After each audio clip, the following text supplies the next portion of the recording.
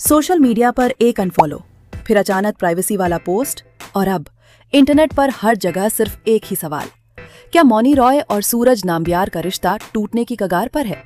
लेकिन कहानी सिर्फ डिवोर्स रूमर्स तक सीमित नहीं है। पुराने इंटरव्यू, वायरल क्लिप्स और लोगों के रिएक्शंस देखकर कई लोग कह रहे हैं कि शायद इन दोनों के रिश्ते में रेड फ्लैग्स शुरू से ही मौजूद थे।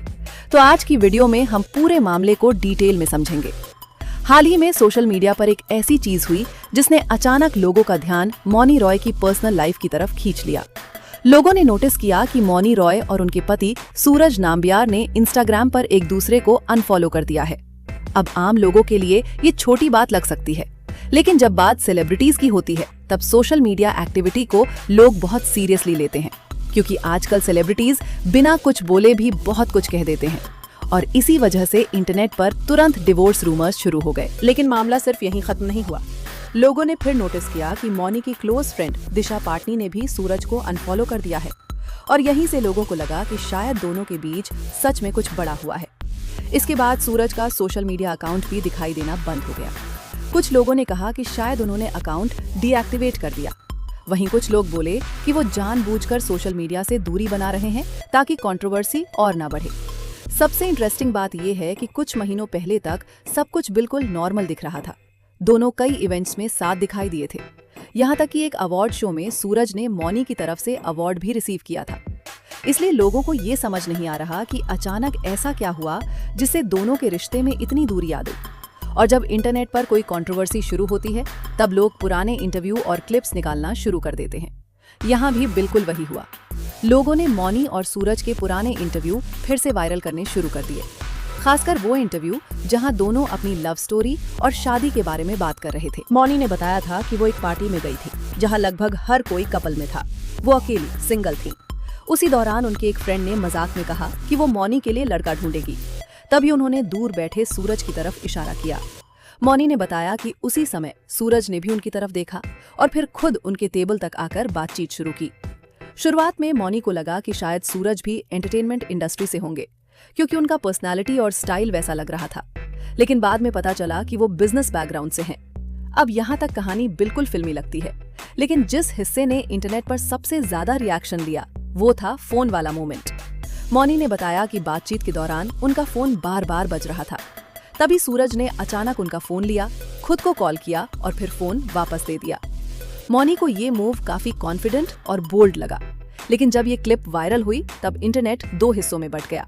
कुछ लोगों को ये क्यूट लगा, लेकिन बहुत सारे लोगों ने कहा कि किसी का फोन इस तरह लेना उन्हें पर्सनली बहुत अजीब लगेगा। कमेंट सेक्शन में लोगों ने लिखा, अगर कोई मेरा फोन ऐसे ले ले तो वो मेरे लिए रेड फ्लैग होगा। वही कुछ लोग बोले, अगर इंसान हैंडसम हो तो लोग इसे कॉन्फिडेंस बोलते हैं, वरना यही चीज क्रीपी लगती। अब सच क्या है वो सिर्फ मौनी जानती होंगी, क्योंकि हर इंसान का कंफर्ट लेवल अलग होता है। हो सकता है उस टाइम मौनी को वो चीज जेन्युइनली अच्छी लगी हो, लेकिन इंटरनेट ने इस छोटी सी बात को भी बहुत ज्यादा एनालाइज करना शुरू कर दिया। इसके बाद लोगों ने एक और इंटरव्यू वायरल किया जिसमें सूरज शादी के बारे में बात कर रहे थे।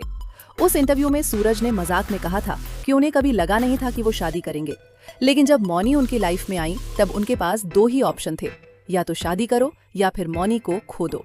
उन्होंने मजाक मजाक में ये भी कहा था कि जैसे मौनी ने गन टू माई हेड वाली सिचुएशन बना दी थी, यानी इनडायरेक्टली ये दिखाया गया कि शादी का डिसीजन ज्यादा मौनी की तरफ से था। उस वक्त लोग इसे फनी कपल बैंटर की तरह देख रहे थे, लेकिन अब जब डिवोर्स रूमर्स सामने आए हैं, लोग उसी इंटरव्यू को अलग नजरिए से देखने लगे हैं। कई लोगों का कहना है कि सूरज शायद शादी को लेकर उतने श्योर नहीं थे जितनी मौनी थी। वहीं कुछ लोगों ने कहा कि हो सकता है वो सिर्फ मजाक कर रहे हो और इंटरनेट जरूरत से ज्यादा ओवर एनालाइज कर रहा हो। लेकिन सच ये भी है कि जब कोई रिश्ता पब्लिक हो जाता है तब लोग हर स्टेटमेंट को फ्यूचर हिंट्स की तरह देखने लगते हैं। अब इन सब के बीच मौनी ने आखिरकार सोशल मीडिया पर एक स्टेटमेंट डाला। उन्होंने मीडिया और पेजेस से रिक्वेस्ट की कि फॉल्स नैरेटिव्स ना फैलाए जाएं और उन्हें प्राइवेसी दी जाए। लेकिन यहाँ एक चीज लोगों ने नोटिस की, उन्होंने ये नहीं कहा कि सब कुछ ठीक है, उन्होंने सिर्फ प्राइवेसी मांगी और इसी वजह से स्पेकुलेशन और बढ़ गया। इंटरनेट पर क्लेम्स आने लगे कि सूरज किसी दूसरी महिला के साथ पार्टी करते दिखाई दिए थे, लेकिन अभी तक इन बातों का कोई सॉलिड प्रूफ सामने नहीं आया है, इसलिए फिलहाल ये सिर्फ रूमर्स ही माने जा रहे हैं। अब अगर मौनी की पब्लिक इमेज की बात करें तो पिछले कुछ सालों में लोगों ने उनके लुक्स में काफी बदलाव नोटिस किया है। सोशल मीडिया पर कई बार उनके कॉस्मेटिक प्रोसीजर्स और फिलर्स को लेकर डिस्कशंस हुए हैं। कुछ लोग कहते हैं कि उन्होंने बहुत ज्यादा कॉस्मेटिक वर्क करा लिया।